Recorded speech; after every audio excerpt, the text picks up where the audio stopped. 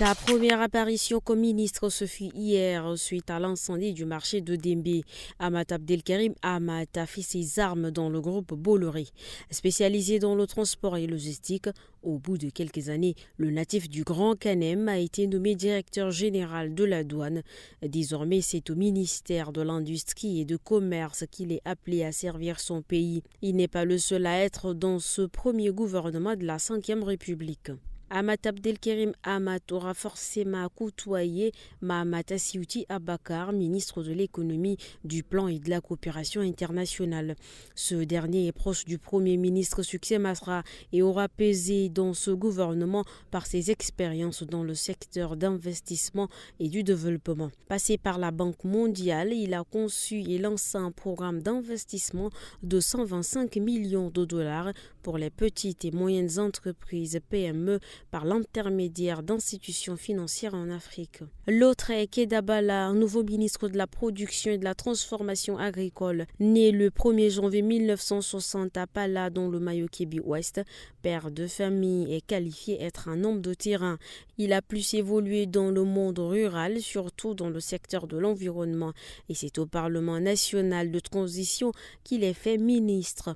Pour lui, le défi est de faire en sorte que les Tchadiens aient à manger en cette période de transition. Pas de ministère de réconciliation. Le département a été emporté par la composition du gouvernement de Masra Succès. Une suppression qui suscite des réactions. Pour cet expert, la réconciliation nationale n'est pas totale. Pour moi, c'est un ministère essentiel. Mais peut-être que cette suppression vient aussi comme réponse en fait aux actions très minces en fait réalisées par ce ministère pendant qu'il était en place. Mais je pense que c'est un ministère qui était essentiel et à qui on aurait dû donner des moyens sérieux, n'est-ce pas, pour faire un travail de réconciliation qui, sous cette transition, devait aller bien au-delà des politiques et des politico-militaires. Une réconciliation des Tchadiens, c'est aussi une réconciliation de l'ensemble de la base. Et aujourd'hui, vous voyez donc que les conflits intercommunautaires continuent dans l'ensemble des campagnes, notamment dans le sud, etc. Et on a remarqué que ce ministère, justement, n'a rien fait dans ce sens. Et ces problèmes sont toujours là. Donc, pour moi, c'est un ministère qui, dans les principes, était très essentiel, mais qui malheureusement a été supprimé, peut-être aussi parce qu'on suppose que la réconciliation est déjà là. Mais malheureusement, je pense qu'au-delà des politiques, il y a la masse qui reste à réconcilier. Depuis le 20 octobre 2022, date de la manifestation réprimée dans le sang, des leaders de la plateforme Wakitama qui ont appelé à cette marche sont encore en exil malgré l'appel au retour lancé par les autorités de transition. Et le groupe rebelle FACT n'a pas encore déposé les armes. Le coordonnateur national du mouvement citoyen Notre Tchad, Mossint, Dr Korom Achsil Dagash, a annoncé ce 4 janvier 2024 la dissolution de la plateforme Lissawa Kitmatama. Le Mossint est un mouvement qui regroupe plusieurs plateformes au rang desquelles figure en bonne place Lissawa Kitmatama. Cette dissolution, justifie Dr Korom Achsil Dagash, intervient suite au souci du mouvement de rester constant dans son combat républicain et au nom d'une transition consensuelle, participative et apaisée. Le mouvement se targue le coordonnateur national depuis sa création de mars 2021 à nos jours a organisé une centaine d'activités de soutien à la transition. Ousmane Sonko pourrait être définitivement fixé sur son éligibilité ce jeudi. La Cour suprême doit examiner le pourvoi en cassation introduit par ses avocats après sa condamnation en appel à 6 mois de prison avec sursis pour diffamation face à l'actuel ministre du Tourisme, Mame Mbaye Niang. En cas de condamnation définitive, l'opposant qui a été récemment réintégré sur les listes électorales perdra ses droits civiques. Pour l'heure, Ousmane Sonko peut théoriquement toujours se présenter à l'élection présidentielle du 25 février.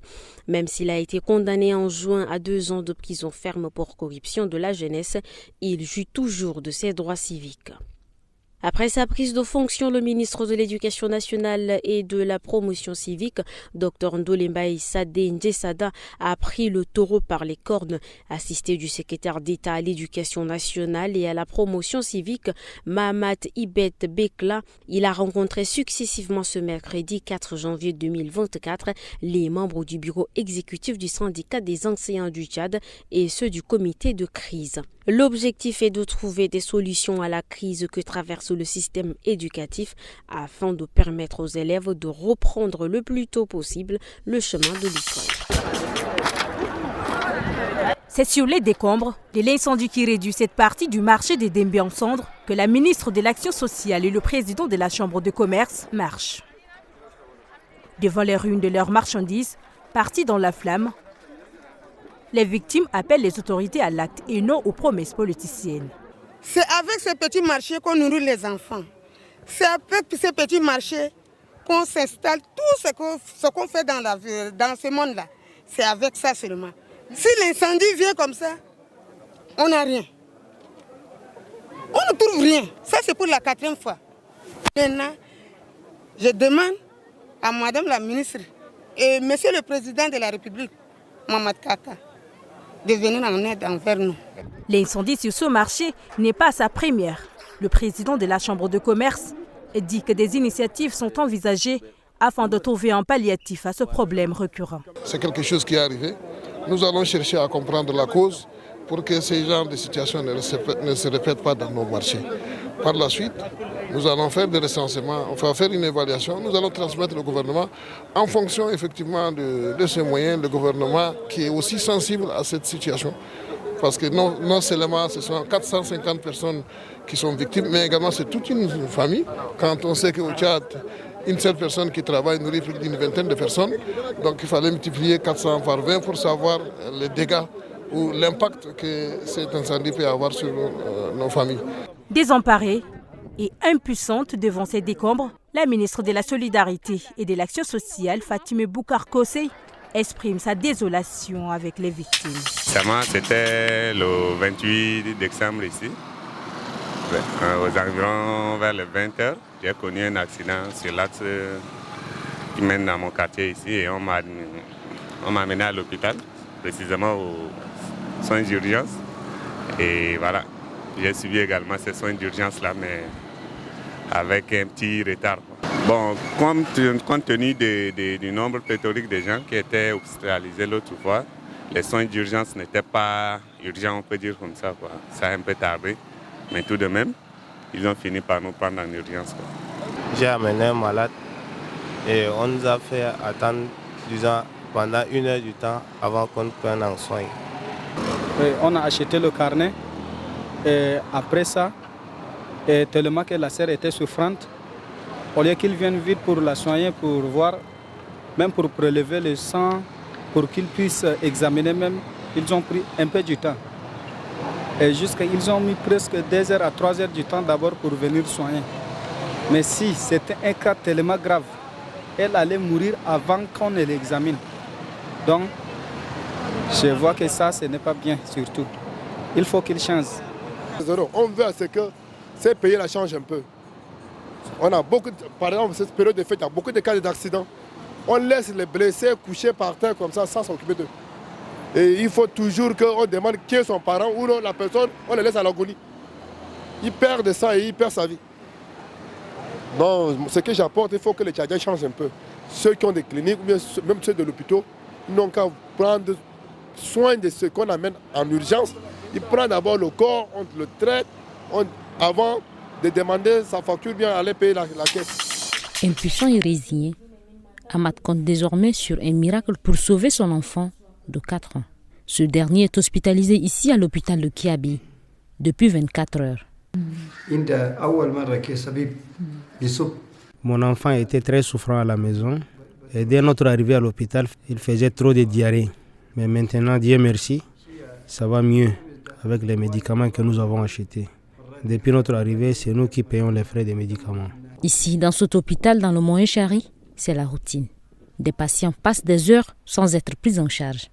La faute, manque des équipements et du personnel qualifié. C'est quand on démarre le grand groupe pour pouvoir travailler et en même temps, il faut remonter l'eau. Donc ça ne peut pas faire 24 heures. Quelquefois, c'est 2 heures du temps. Et puis voilà. On n'a pas de matériel pour la réanimation de nouveau-nés. Et il y a beaucoup de manquements, surtout en ce qui concerne la maternité. Mais on fait seulement avec. C'est dans ces conditions que ceux qui ont choisi de rester font recours au système D pour sauver des vies. Une situation qui irrite les autorités coutumières. Tout manque ici. Les promesses, il y en a, mais on ne réalise jamais. Le plan sanitaire également, même chose. Manque cruel des infirmiers dans les hôpitaux. Rien. Des stagiaires qui ont fini dans les privés, surtout nos enfants, quand ils reviennent, on les ramasse un peu pour pallier, mais ça ne répond pas. Médicaments, zéro, il n'y a rien dans les hôpitaux, rien. Quelquefois, il y a des médecins qui achètent des médicaments avec leur propre argent pour venir revendre. Vous voyez? Donc, il y a beaucoup de choses. Ce joyau architectural, inauguré en 2016, ne reflète pas les réalités de sa beauté. Pour les autochtones, cet hôpital ne sauve presque pas de vie.